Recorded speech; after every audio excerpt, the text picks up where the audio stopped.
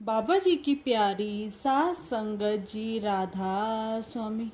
गुरु प्यारी सात संगत जी अंत समय में जब काल और दयाल लेने आते हैं तो तब क्या होता है। सुने इस साखी में। एक बार एक आदमी था, उसने ब्यास वाले बाबा जी से नाम ले रखा था और वह बहुत सिमरन करता था। पूरा समय सिमरन को देता था, सेवा करता था, सत्संग में भी बहुत जाता था। एक बार उसका एक्सीडेंट हो गया। इलाज के लिए उन्हें दिल्ली अस्पताल में ले जाया गया। वहां पर ठीक ठाक ऑपरेशन हो गया। वह थोड़ा बहुत उठने लगे तो उनको यमदूत लेने के लिए आ गए। वह बहुत घबरा गए कि मुझे तो सदगुरु ने लेने आना था, यह काल कहाँ से आ गया। वह बैठकर सतगुरु को याद करने लगे, बाबा जी का सिमरन करने लगे। तो जब उन्होंने आंखें बंद की तो उनके सामने यमदूत दिखाई देते थे। वह बहुत डर जाते थे और नींद में ही भाग जाओ, मुझे छोड़ दो, बचाओ बचाओ की आवाज लगाते थे। उनकी पत्नी जो उनके साथ अस्पताल में थी पूछती कि आपको क्या हुआ है। वह बहुत पसीना पसीना हो जाते थे। वह उनके पास बैठकर बाबा जी के नाम का सिमरन करती थी तो वह चुपचाप सोए रहते थे। 2 दिन तक अस्पताल में ऐसे होता रहा। फिर डॉक्टर ने छुट्टी कर दी तो वह अपने घर आ गए। घर आकर उन्होंने अपनी मम्मी से बात की कि जब मैं आंखें बंद करता हूँ तो मुझे काले कपड़ों वाले काले काले भूत से दिखाई देते हैं। उनकी मम्मी ने भी बड़े महाराज जी से नामदान ले रखा था। उन्होंने बाबा जी की छोटी सी फोटो दीवार के ऊपर लगा दी और बोली, तुम आंखें खोलकर ही नाम का सिमरन करो, सब भूत प्रेत भाग जाएंगे। घर में भी 2 दिन ऐसे ही होता रहा। वह बाबा जी का सिमरन करने लगे। बाबा जी ने सपने में आकर दर्शन दिए और बोले कि अभी तुमने और सेवा करनी है, इसलिए मैंने उनसे तुम्हें वापस ले लिया है। मैं अपने बच्चों को उनके साथ नहीं जाने दूंगी। वह सेवादार बाबा जी को देखकर बहुत खुश हुआ।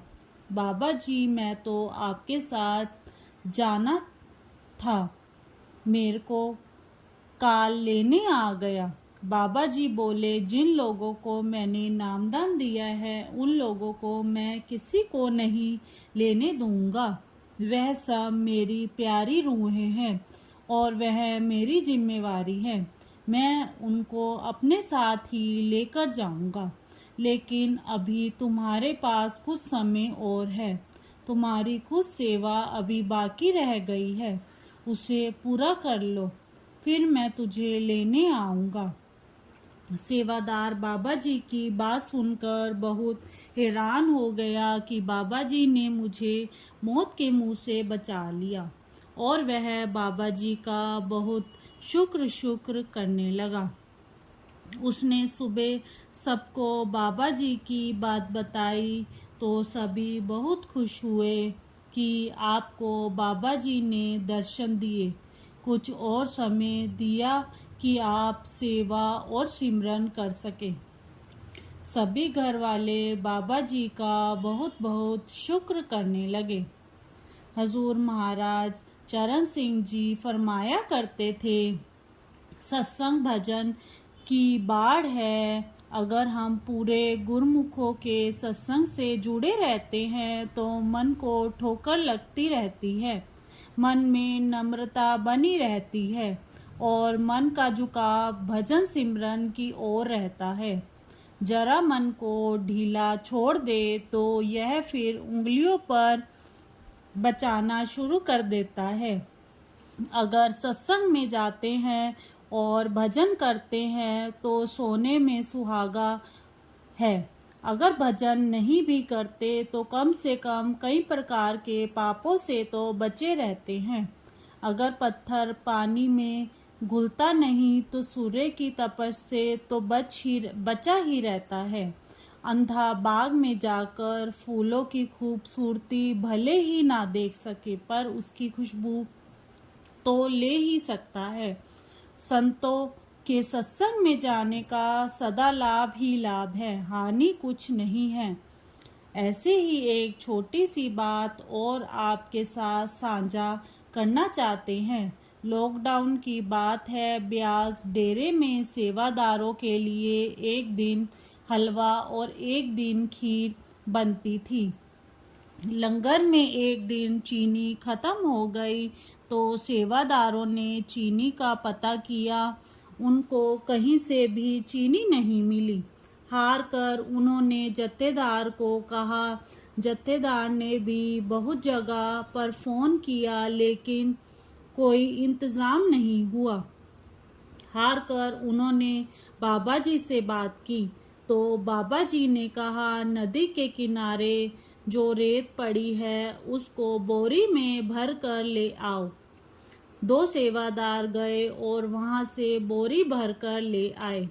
डेरे तक आते ही वह रेत चीनी बन गई। सेवेदारों ने जो कुछ बनाना था बनाया और बाबा जी का बहुत बहुत शुक्र किया। गुरु प्यारी साध संगत जी, राधा स्वामी साध संगत जी, एक अंधा व्यक्ति डेरा ब्यास में आया।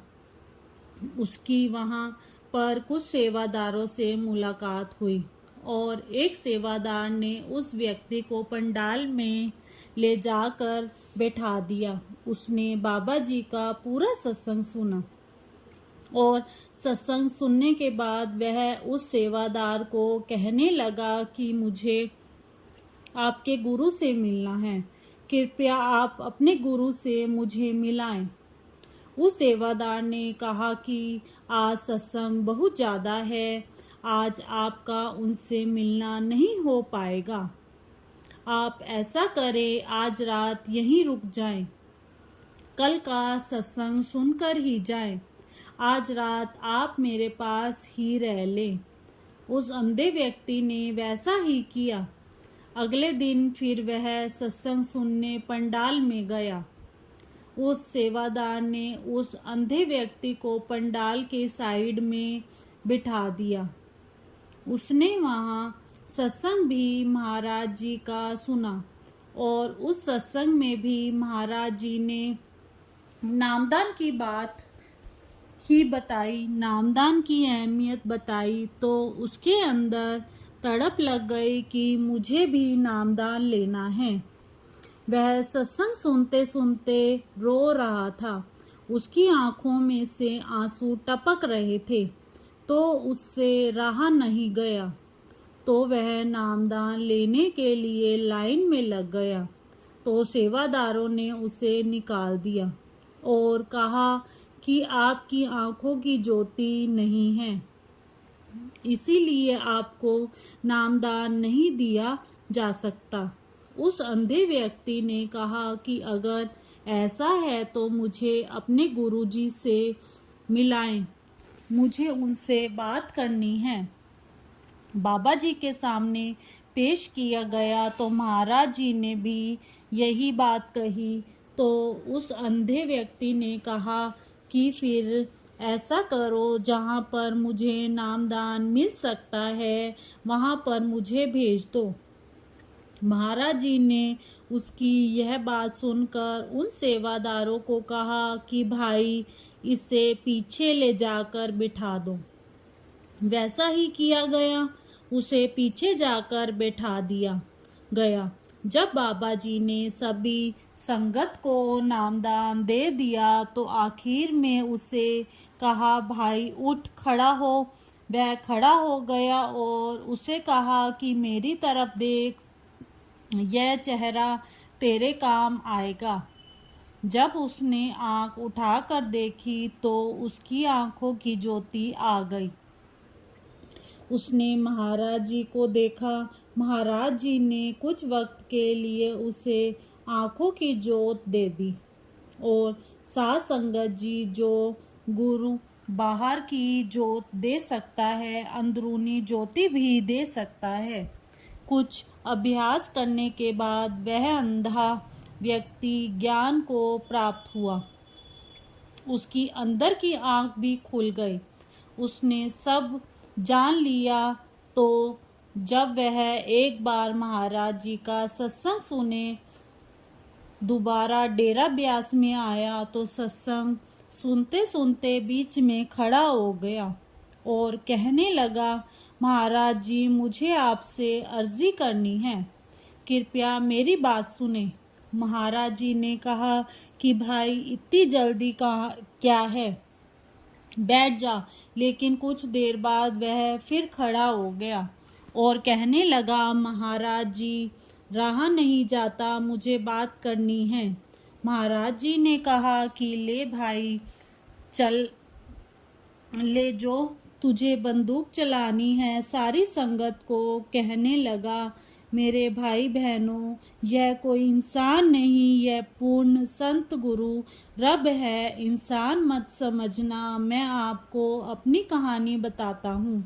मैं पिछले जन्म में एक चील था जो कि डेरा ब्यास के पास एक वृक्ष पर रहता था और डेरा ब्यास के कुछ सेवादार वृक्ष के नीचे लंगर खाकर चले गए और टुकड़े मुझे मिल गए और मैंने वह टुकड़े खाए।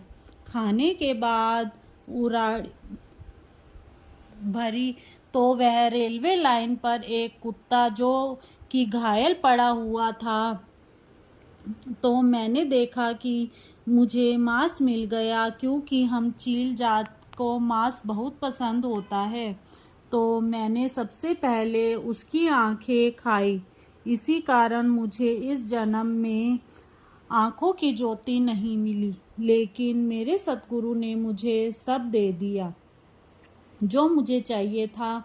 मेरे वीर भाइयों, यह कोई आम इंसान नहीं है, यह रब है।